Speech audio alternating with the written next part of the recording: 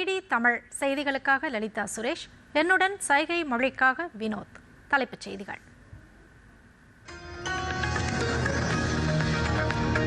வேளாண்மை, கால்நடை மேலாண்மை, சுற்றுச்சூழல் உள்ளிட்ட துறைகளில் விண்வெளி தொழில்நுட்பத்தை பயன்படுத்துவது குறித்து ஆராய வேண்டும். ஸ்டார்ட் அப் நிறுவனங்களுக்கு பிரதமர் நரேந்திர மோடி அறிவுறுத்தல்.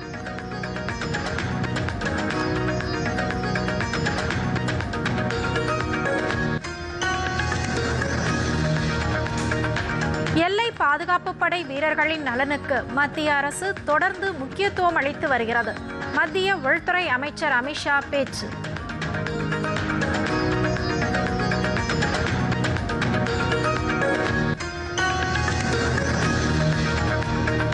இந்தியா பிரேசில் இடையே தகவல் மற்றும் தொலைத்தொடர்பு தொழில்நுட்பங்களில் ஒத்துழைப்பை மேம்படுத்தும் புரிந்துணர்வு ஒப்பந்தம் 12வது பிரிக்ஸ் தொலைத்தொடர்பு அமைச்சர்கள் கூட்டத்தில் கையெழுத்தானது.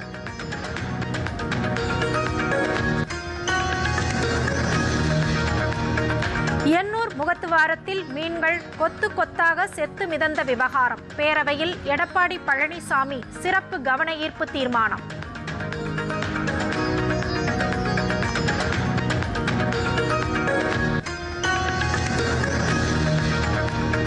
மீன்கள் இறப்புக்கு தொழிற்சாலை கழிவுகள் காரணமில்லை என ஆய்வில் தகவல்.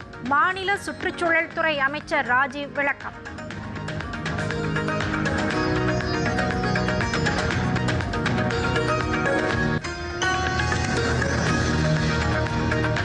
இதய நோய் காரணமாக பழம்பெரும் நடிகை சவுகார் ஜானகி காலமானார். இணையமைச்சர் எல் முருகன், முதலமைச்சர் ஜோசப் விஜய் உள்ளிட்ட தலைவர்கள் இரங்கல்.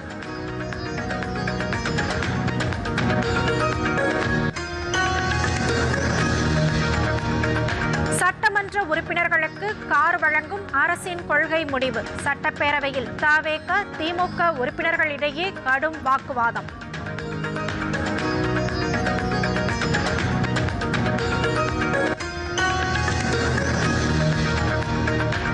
தொகுதி மறுவரையறை சட்ட மசோதா தமிழ்நாட்டிற்கு நன்மை பயக்கும். பாஜக சட்டமன்ற உறுப்பினர் போஜராஜன் கருத்து.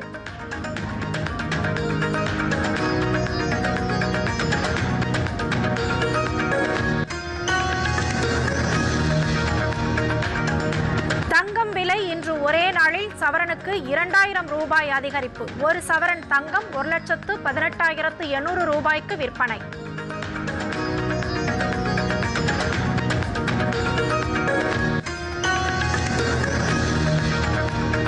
உலக பேட்மிண்டன் தொடர். இந்தியாவின் ட்ரீசா ஜாலி, காயத்ரி கோபிச்சந்த் அரையிறுதி சுற்றுக்கு முன்னேற்றம்.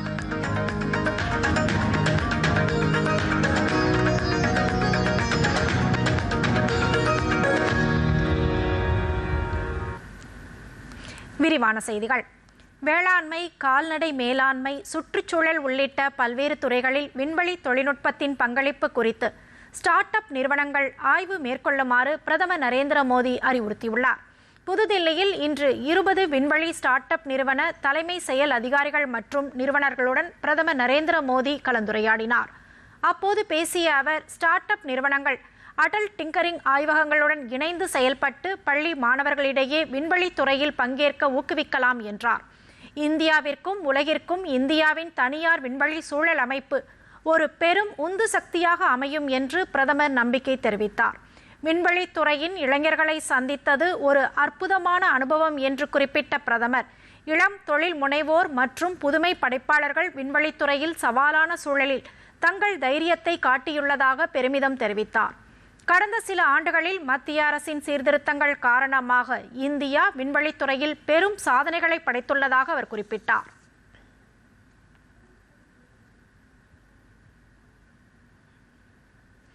எல்லை பாதுகாப்பு படையினரின் நலனுக்கு மத்திய அரசு தொடர்ந்து முன்னுரிமை அளித்து வருவதாக மத்திய உள்துறை அமைச்சர் அமித்ஷா தெரிவித்துள்ளார். மேற்கு வங்க மாநிலம் சிலிகுரியில் பல்வேறு நலத்திட்ட பணிகளுக்கு அடிக்கல் நாட்டி முடிவுற்ற திட்டங்களை அவர் தொடங்கி வைத்தார். நிகழ்ச்சியில் உரையாற்றிய அமித்ஷா, அம்மாநிலத்தின் பாஜக தலைமையிலான அரசு எல்லை பாதுகாப்பு உள்ளிட்ட விவகாரங்களில் முழு ஒத்துழைப்பு அளித்து வருவதாக கூறினார்.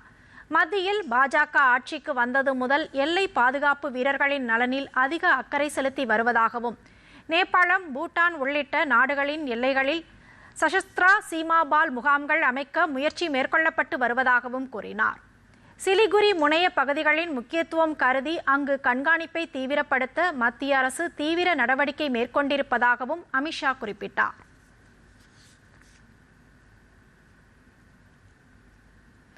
மத்திய தகவல் தொடர்புத்துறை அமைச்சர் ஜோதிராதித்ய சிந்தியா தலைமையில் 12வது பிரிக்ஸ் தகவல் தொடர்பு அமைச்சர்கள் கூட்டம் புனேவில் நடைபெற்றது. இந்நிகழ்ச்சியில் பேசிய அமைச்சர் ஜோதிராதித்ய சிந்தியா, மக்கள் தொகை வலிமை, தொழில்நுட்ப திறன், தொழில் முனைவு ஆற்றல் மற்றும் வளர்ச்சி அனுபவம் ஆகியவற்றின் இணையற்ற கலவையை பிரிக்ஸ் நாடுகள் கொண்டுள்ளது என்றார். பிரிக்ஸ் நாட்டின் அமைச்சர்கள் பிரகடனமானது அனைத்து உறுப்பு நாடுகளின் தொலைநோக்கு பார்வையை உள்ளடக்கியுள்ளது என்றும் நமது கூட்டு உறுதிப்பாட்டை மீண்டும் உறுதிப்படுத்துகிறது என்றும் அமைச்சர் ஜோதிராதித்ய சிந்தியா தெரிவித்துள்ளார். Collectively, BRICS possesses an unparalleled combination of demographic strength, technological capability, entrepreneurial energy, and developmental experience. The ministerial declaration before us embodies the shared vision. Its adoption will reaffirm our collective commitment to advancing resilient connectivity, trusted digital ecosystems, future technologies, innovation, digital capacity building, and inclusive digital transformation across the BRICS partnership.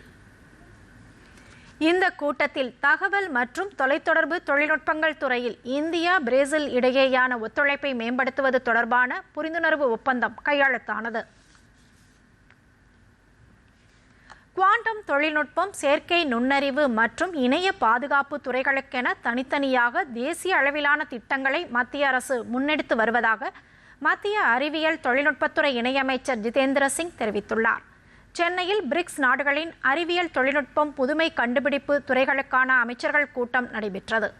இணையமைச்சர் ஜிதேந்திர சிங் தலைமையில் நடைபெற்ற இந்த கூட்டத்தில் BRICS உறுப்பு நாடுகளிடையே அறிவியல் மற்றும் தொழில்நுட்ப துறையில் ஒத்துழைப்பை மேலும் வலுப்படுத்துவது குறித்து விரிவாக விவாதிக்கப்பட்டது. பின்னர் செய்தியாளர்களிடம் பேசிய ஜிதேந்திர சிங், பிரதமர் நரேந்திர மோடி தலைமையிலான மத்திய அரசு வளர்ந்து வரும் தொழில்நுட்பங்களுக்கு அதிக முக்கியத்துவம் அளித்து வருவதாக குறிப்பிட்டார்.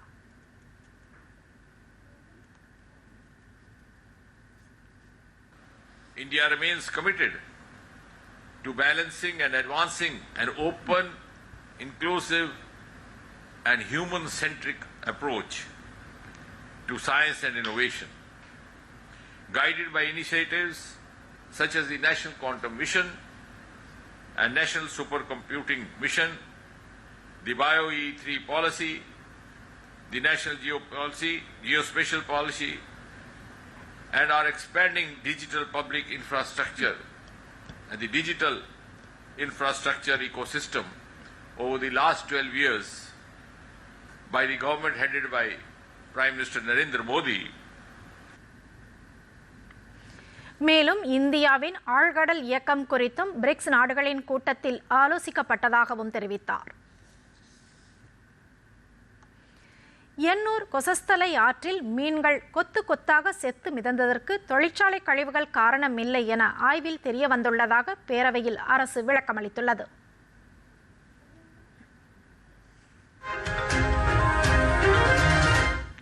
தமிழ்நாடு சட்டப்பேரவையில் சிறப்பு திட்ட செயலாக்கத்துறை, சட்டத்துறை மற்றும் இந்து சமய அறநிலையத்துறை மானிய கோரிக்கை மீதான விவாதம் நடைபெறுகிறது.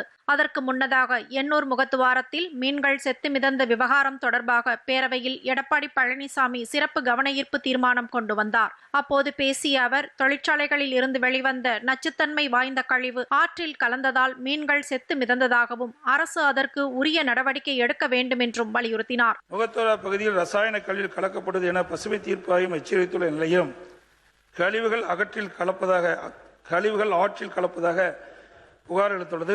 இதனால் மீனவருடைய வாழ்வாதாரம் கடுமையாக பாதிக்கப்பட்டுள்ளதாக இப்பகுதி மீனவர்கள் ஆர்ப்பாட்டத்தில் ஈடுபட்டு வருகிறார்கள். எனவே அரசு உடனடியாக தலையிட்டு மீனவருடைய வாழ்வாதாரத்தை பாதுகாக்க தக்க நடவடிக்கை எடுக்க வேண்டும் என்று அரசினுடைய கவனத்தை ஈர்க்கின்றேன்.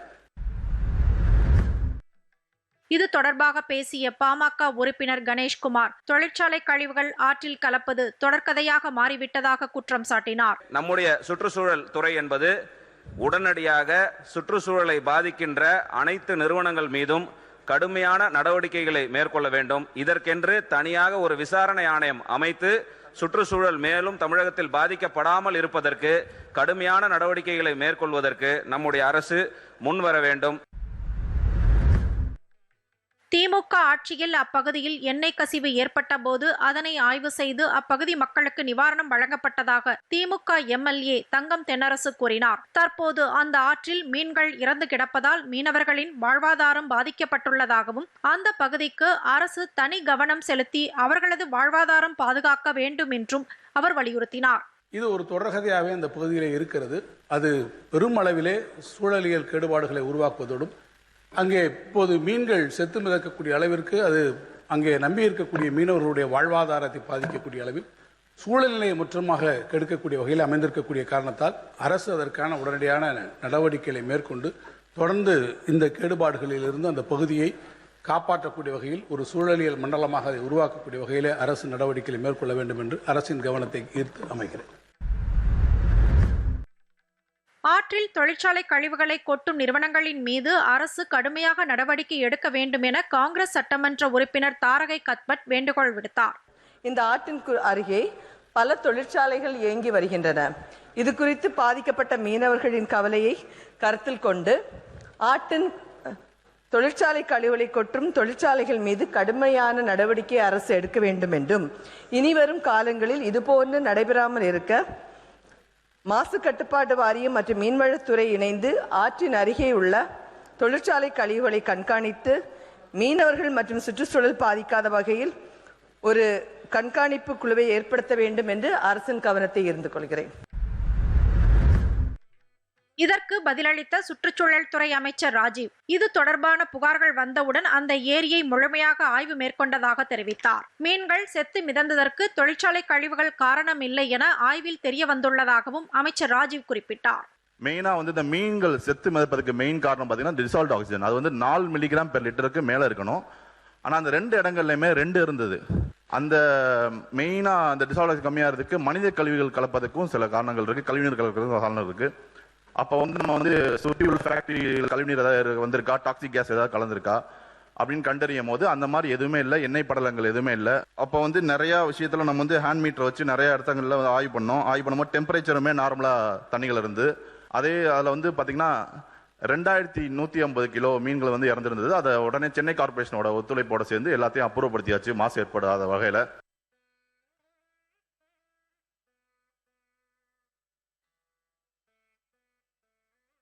உடல்நலக் குறைவால் இன்று காலமானார். அவருக்கு வயது 94.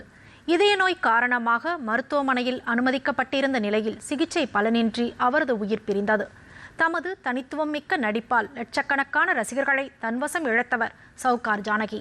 1952ஆம் ஆண்டு வளையாபதி படத்தின் மூலம் தமிழ் திரையுலகில் அடியெடுத்து வைத்த அவர் தமிழ், தெலுங்கு, மலையாளம், கன்னடம் என பல்வேறு மொழிகளில் சுமார் 400க்கும் மேற்பட்ட படங்களில் நடித்துள்ளார். எதிர்நீச்சல், புதிய பறவை, நீர்க்குமிழி, இருகோடுகள், மகாகவி காளிதாஸ், காவிய தலைவி உள்ளிட்ட பல்வேறு படங்களில் அவரது நடிப்பு முத்திரை பதித்தது. நடிகர் சந்தானம் நடிப்பில் வெளிவந்த பிஸ்கோத் படம் தமிழில் சவுகார் ஜானகி நடித்து வெளியான கடைசி திரைப்படமாகும். சவுகார் ஜானகி மறைவுக்கு இணையமைச்சர் எல் முருகன் வெளியிட்டுள்ள சமூக வலைதள பதிவில் தமது தனித்துவமான நடிப்பாலும் ஆளுமையாலும் தமிழ் திரையுலகில் தனக்கென முத்திரை பதித்தவர் என புகழாரம் சூட்டியுள்ளார். பத்மஸ்ரீ, கலைமாமணி உள்ளிட்ட பல உயரிய விருதுகளால் கௌரவிக்கப்பட்ட அவர் தமது கலைப்பணியால் தலைமுறைகள் பலவற்றை ஈர்த்தவர் என்றும் அவரது மறைவு கலைத்துறைக்கு ஈடு செய்ய முடியாத இழப்பு என்றும் குறிப்பிட்டுள்ளார். முதலமைச்சர் ஜோசப் விஜய் வெளியிட்டுள்ள சமூக வலைதள பதிவில் திரைத்துறையில் 70 ஆண்டுகளுக்கும் மேல் பயணித்து எண்ணற்ற கதாபாத்திரங்களுக்கு உயிரூட்டிய அவரது கலைப்பணி என்றும் போற்றத்தக்கது என குறிப்பிட்டுள்ளார். பல்வேறு மொழிகளில் நடித்து சாதனை படைத்துள்ளதோடு பல்வேறு விருதுகளை பெற்றுள்ள சவுகார் ஜானகியின் மறைவு திரையுலகிற்கு பேரிழப்பாகும் எனவும் வேதனை தெரிவித்துள்ளார். அமமுக பொதுச் செயலாளர் டிடிவி தினகரன் வெளியிட்டுள்ள இரங்கல் செய்தியில் தமிழ் திரையுலகில் தனித்துவம் மிக்க பழம்பெரும் நடிகை என புகழாரம் சூட்டியுள்ளார். திரைத்துறையில் மட்டுமின்றி நாடகத்துறையிலும் முத்திரை பதித்த சவுகார் ஜானகி தாம் ஏற்ற கதாபாத்திரங்கள் அனைத்திற்கும் பெருமை சேர்த்தவர் என குறிப்பிட்டுள்ளார். இதேபோன்று பிற கட்சி தலைவர்களும் இரங்கல் தெரிவித்துள்ளனர். சட்டமன்ற உறுப்பினர்களுக்கு கார் வழங்குவது தொடர்பாக திமுக தவேக இடையே பேரவையில் கடும் வாக்குவாதம் ஏற்பட்டது. நிதி நெருக்கடியில் தமிழ்நாடு அரசு உள்ளதாக முதலமைச்சர் தெரிவித்துள்ளதாக கூறிய எதிர்க்கட்சித் தலைவர் உதயநிதி ஸ்டாலின், பொருளாதார அடிப்படையில் நலிவடைந்த சட்டமன்ற உறுப்பினர்களுக்கு மட்டும் கார் வழங்க வேண்டும் என்றார். திமுக உறுப்பினர்களுக்கு கார் வேண்டாம் என்றும் அவர் தெரிவித்தார். அனைத்து சட்டமன்ற உறுப்பினர்களுக்கும் புதிய வாகனம் இந்த அரசு வழங்குவதாக முடிவெடுத்து அறிவிச்சிருக்கிறீங்க. இல்லை, எங்களுடைய திராவிட முன்னேற்ற கழகத்துடைய நிலைமை இந்த அரசில் சபையில் நான் பதிய வைக்க விரும்புகின்றேன்.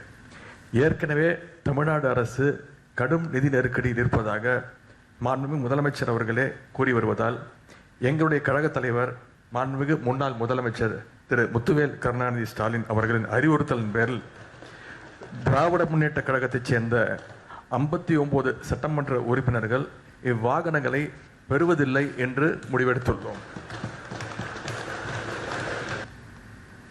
இதற்கு பதிலளித்த அமைச்சர் ஆதவ் அர்ஜுனா, விசிக சட்டமன்ற உறுப்பினர் வைத்த கோரிக்கை அடிப்படையில் முதலமைச்சர் இது தொடர்பான அறிவிப்பை வெளியிட்டார் என்றும், அறிவிப்பு வெளியிடும் போது அனைவருக்கும் பொதுவானது என்றுதான் வெளியிட முடியும் என்றும் குறிப்பிட்டார். அதே நேரத்தில் கார் இல்லாத தவேக சட்டமன்ற உறுப்பினர்கள் மட்டும் கார் கேட்டு பெறுவார்கள் என்றும் அமைச்சர் தெரிவித்தார். விசிகையிலிருந்து ரொம்ப ஏழ்மையா இருக்கக்கூடிய ஒரு உறுப்பினர் கேட்கிறாரு.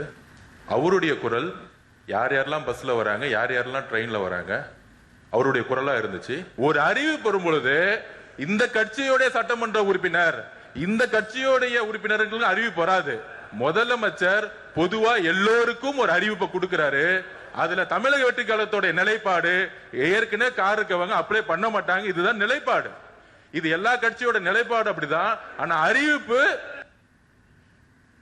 இதேபோன்று இந்திய கம்யூனிஸ்ட் கட்சி உறுப்பினர்களுக்கும் கார் வேண்டாம் என்று அக்கட்சி எம்எல்ஏ தளி ராமச்சந்திரன் குறிப்பிட்டார்.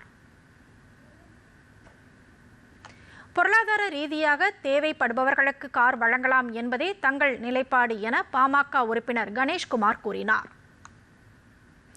முன்னாள் முதலமைச்சர் கருணாநிதியின் காலத்தில் நகராட்சி தலைவர்களுக்கு கார்கள் வழங்கப்பட்டது என்றும், அதனால் இது புதிய நடைமுறை இல்லை என்றும் அமைச்சர் ஷாஜகான் தெரிவித்தார்.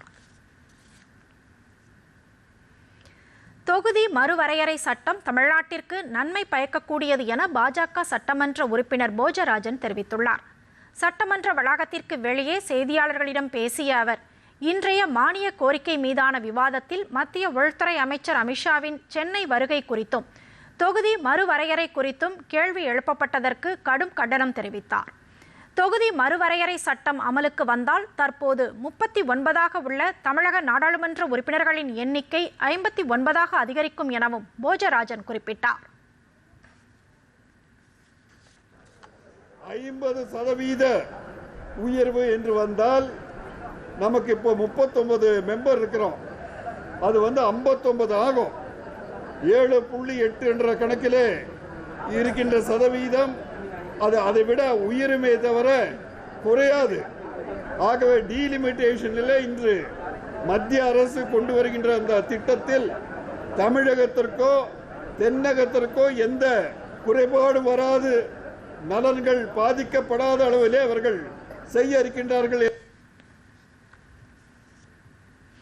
ஜார்க்கண்ட் மாநில அரசு அறிவித்த தேர்வுகள் ரத்து உத்தரவுக்கு அம்மாநில உயர்நீதிமன்றம் இடைக்கால தடை விதித்திருப்பது உள்ளிட்ட சில தேசிய செய்திகளின் தொகுப்பை காணலாம்.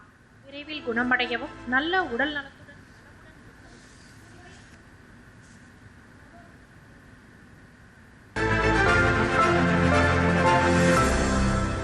மத்திய சுகாதார மற்றும் குடும்ப நலத்துறை அமைச்சர் JP நட்டா விரைவில் குணமடையவும் நல்ல உடல் நலத்துடன் நலமுடன் இருக்கவும் குடியரசு துணைத் தலைவர் CP ராதாகிருஷ்ணன் வாழ்த்து தெரிவித்துள்ளார். அமைச்சர் JP நட்டாவை இன்று புதுதில்லியில் உள்ள அவருடைய இல்லத்திற்கு சென்று அவரது உடல்நலம் குறித்து விசாரித்தார். நட்டாவுக்கு கடந்த திங்கட்கிழமை தில்லி எய்ம்ஸ் மருத்துவமனையில் ஆஞ்சியோபிளாஸ்டி சிகிச்சை மேற்கொள்ளப்பட்டது. ஜார்க்கண்ட் அரசு ரத்து செய்திருந்த JSSC CGL தேர்வுகள் தொடர்பான உத்தரவுக்கு இடைக்கால தடை விதித்து அம்மாநில உயர்நீதிமன்றம் உத்தரவு பிறப்பித்துள்ளது. இது தொடர்பான வழக்கை விசாரித்த உயர்நீதிமன்ற நீதிபதி தீபக் ரோஷன் விளக்கமளிக்குமாறு ஜார்க்கண்ட் அரசுக்கு உத்தரவிட்டுள்ளார். JSSC, CGL மற்றும் JPSC தேர்வுகளில் முறைகேடு நடைபெற்றதாக எழுந்த புகாரின் அடிப்படையில் மாணவர்கள் போராட்டம் நடத்தினர். இதன் எதிரொலியாக ஜார்க்கண்ட் அரசு தேர்வுகளை ரத்து செய்திருந்தது குறிப்பிடத்தக்கது. 2036 ஒலிம்பிக் போட்டியில் பங்கேற்க திறன்மிக்க இந்திய விளையாட்டு வீரர்களை கண்டறியும் பணியை விரைவுபடுத்த வேண்டும் என்று மத்திய அமைச்சர் மன்சுக் மாண்டவியா கூறியுள்ளார். இந்திய விளையாட்டு ஆணையத்தின் 63வது நிர்வாக குழு கூட்டத்திற்கு தலைமை தாங்கி பேசிய அமைச்சர், விளையாட்டுத் துறையில் திறன்மிக்க வீரர்களை கண்டறியும் பணி 2 தனித்தனி நிலைகளில் மேற்கொள்ளப்பட வேண்டும் என்றார். முதலாவதாக, மாநில மற்றும் மாவட்ட அளவில் சிறப்பாக செயல்படும் விளையாட்டு வீரர்களை அடையாளம் காண வேண்டும் என்றும், அதைத் தொடர்ந்து அவர்களின் திறனை மதிப்பிட்டு பின்னர் அவர்களிடம் தேவையான உடல் தகுதி, ஆர்வம், அர்ப்பணிப்பு ஆகியவை உள்ளனவா என்பதை ஆய்வு செய்ய வேண்டும் என்று அமைச்சர் கூறினார். வழக்கறிஞர்கள் நீதித்துறை நுழைவுத் தேர்வுகளை எழுத 3 ஆண்டு காலம் மூத்த வழக்கறிஞர்களிடம் பணியாற்றி இருக்க வேண்டும் என்ற விதிகளை ஓராண்டாக தளர்த்தி உச்சநீதிமன்றம் உத்தரவிட்டுள்ளது. தலைமை நீதிபதி சூரியகாந்த் தலைமையிலான அமர்வில் இது தொடர்பான வழக்கு இன்று விசாரணைக்கு வந்தது. 2027ஆம் ஆண்டு மார்ச் 31ஆம் தேதி வரை நடைபெறவுள்ள தேர்வுகளை எழுதவுள்ள மாணவர்கள் அவர்களுடைய முந்தைய அனுபவங்களை சமர்ப்பிக்கலாம் எனவும் தெரிவித்துள்ளது. இந்த தேர்வில் தேர்ச்சி பெறும் மாணவர்கள் துவக்கத்தில் பயிற்சி நீதித்துறை அதிகாரிகளாக நியமிக்கப்பட உள்ளார்கள்.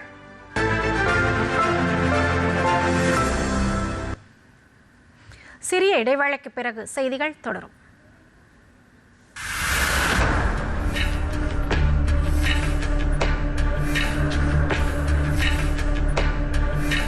நாடு முழுவதும் நடந்த முக்கிய நிகழ்வுகள், மக்கள் கவனத்தை ஈர்த்த அறிவிப்புகள், 7 நாட்களின் ரீவைண்ட், துல்லியமாக அரை மணி நேரத்தில்.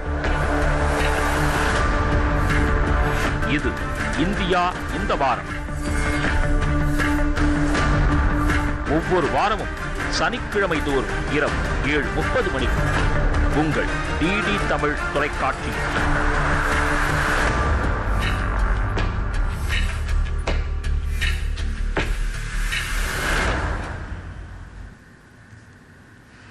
செய்திகள் தொடர்கின்றன. சென்னை தின கொண்டாட்டங்களுக்காக அமைக்கப்பட்டுள்ள சிறப்பு கண்காட்சியை அமைச்சர் மதன் ராஜா பார்வையிட்டார். இதற்காக அண்ணா சாலையில் உள்ள தமிழ்நாடு கைவினைப் பொருள் வளர்ச்சிக் கழக அலுவலகத்தில் சிறப்பு கண்காட்சி அமைக்கப்பட்டுள்ளது. இதில் சேகரிக்கப்பட்ட அரிய பாரம்பரிய பொருட்கள் மற்றும் பாரம்பரிய தயாரிப்புகள் காட்சிப்படுத்தப்பட்டுள்ளன.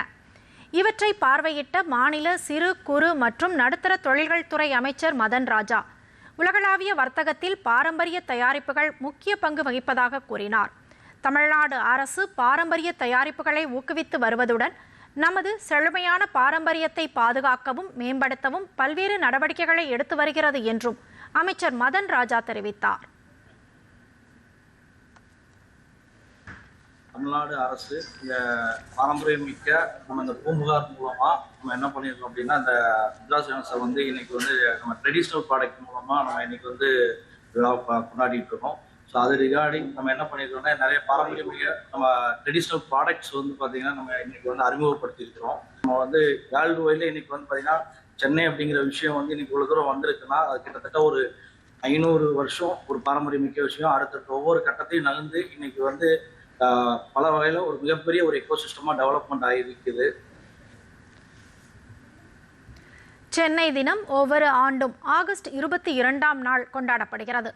1639ஆம் ஆண்டு இதே நாளில்தான் மெட்ராஸ் பட்டினம் ஆங்கிலேய கிழக்கிந்திய கம்பெனியால் வாங்கப்பட்டு சென்னையின் அடித்தளம் அமைக்கப்பட்டது. ஆண்டுதோறும் ஆகஸ்ட் 22இல் பாரம்பரிய நடைப்பயணங்கள், கண்காட்சிகள் மற்றும் பல பண்பாட்டு நிகழ்வுகள் நடத்தப்படுவது குறிப்பிடத்தக்கது. நதிநீர் இணைப்பு திட்டத்தின் மூலம் தமிழகத்தின் 100 ஆண்டு கால நீர் பிரச்சனையை தீர்க்க மத்திய அரசு முனைப்புடன் உள்ளதாக பாஜக மூத்த தலைவர் தமிழிசை சவுந்தரராஜன் தெரிவித்துள்ளார். மதுரையில் செய்தியாளர்களிடம் பேசிய அவர், தென் மாநில முதலமைச்சர்கள் கூட்டம் தமிழகத்தில் நடைபெற்றதில் மகிழ்ச்சி என்றார். தொகுதி மறுசீரமைப்பை எதிர்ப்பவர்கள் மகளிர் இடஒதுக்கீட்டை எதிர்ப்பதற்கு சமம் என கூறிய அவர், அனைத்து கட்சிகளும் இதற்கு ஆதரவளிக்க வேண்டும் என வலியுறுத்தினார். மேலும் தொகுதி மறுசீரமைப்பால் தென்மாநில நாடாளுமன்ற உறுப்பினர்களின் எண்ணிக்கை குறையாது என்றும் பெண்களின் பிரதிநிதித்துவம் அதிகரிக்கும் என்றும் தமிழிசை சவுந்தரராஜன் குறிப்பிட்டார். மரியாதைக்குரிய அமித்ஷா அவர்கள் சொல்லியிருக்கிறார்கள், இந்த ஆறுகளை எல்லாம் இணைத்தா 100 ஆண்டுகளுக்கு இந்த பகுதி மாநிலங்களுக்கு தண்ணீர் பிரச்சனை இருக்காது. பிரம்மபுத்திரா, கோதாவரி, காவிரி ஆக இந்த அளவிற்கு ஆக்கப்பூர்வமாக மத்திய அரசு செயலாற்றி வருகிறது.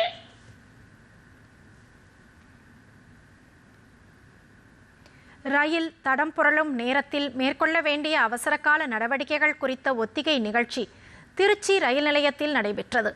இந்த நிகழ்ச்சியில் ரயிலின் ஏசி பெட்டிகள் தடம் புரண்டது போன்ற காட்சி சித்தரிக்கப்பட்டு 100க்கும் மேற்பட்ட ரயில்வே காவல்துறையினர், தேசிய பேரிடர் மீட்பு படையினர் ஆகியோர் மூலம் பயணிகளை மீட்கும் காட்சிகள் செய்து காண்பிக்கப்பட்டன. தொடர்வது மாவட்ட செய்திகள்.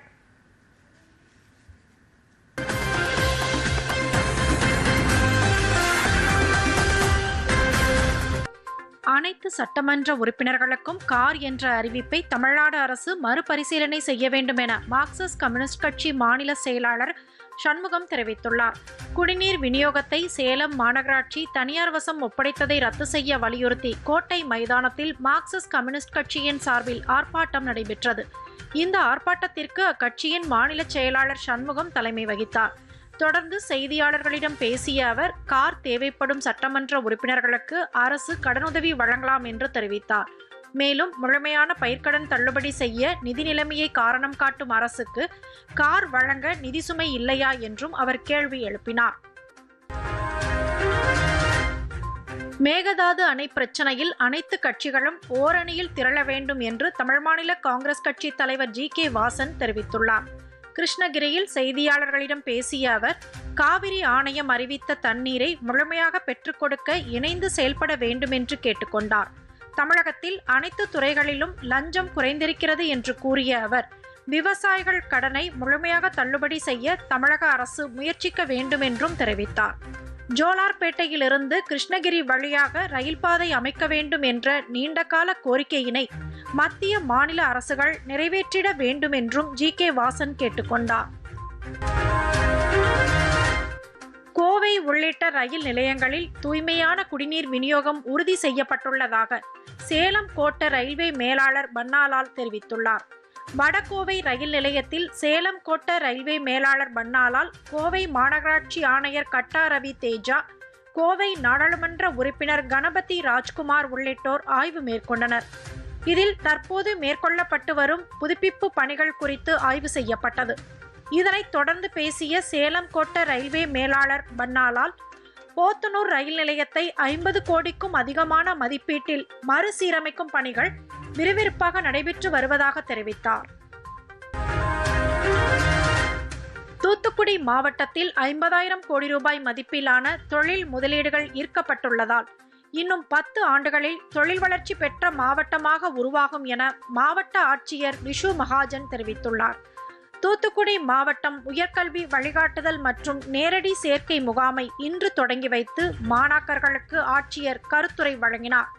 அப்போது பேசிய அவர், இது போன்ற வழிகாட்டு முகாமில் 12ஆம் வகுப்புக்கு பிறகு மாணவர்கள் தங்களின் திறமைக்கு ஏற்ப சரியான பட்டப்படிப்பை தேர்வு செய்வது குறித்தும் அதற்கான கல்வி உதவித்தொகை பெறுவது குறித்தும் தகுந்த ஆலோசனைகள் வழங்கப்படுவதாக தெரிவித்தார். கள்ளக்குறிச்சி மாவட்டம் சின்னசேலம் வட்டாட்சியர் அலுவலகம் முன்பு நியாய விலைக் கடை பணியாளர்கள் போஸ் எனப்படும் விற்பனை மெஷினை குடிமை பொருள் அலுவலகத்தில் ஒப்படைக்கும் போராட்டம் நடைபெற்றது. கடந்த சில நாட்களாகவே மாவட்டத்தின் பல்வேறு பகுதியில் உள்ள ரேஷன் கடைகளில் சர்வர் பாதிப்புகளை தவிர்க்க இணையதள வசதிகளை மேம்படுத்த வேண்டும் என்று பணியாளர்கள் கோரிக்கை விடுத்திருந்தனர். ஆனால் சர்வர் பிரச்சினை காரணமாக கைவிரல் ரேகை பதிவாகாததால் பொதுமக்கள் ரேஷன் பொருட்களை வாங்க முடியாமல் திரும்பிச் செல்கின்றனர் என்று கூறிய பணியாளர்கள், இதனால் பொதுமக்களோடு கடும் வாக்குவாதம் ஏற்படுவதாகவும் தெரிவித்தனர். இந்த ஆர்ப்பாட்டத்தில் சுமார் 40க்கும் மேற்பட்டோர் கலந்து கொண்டனர்.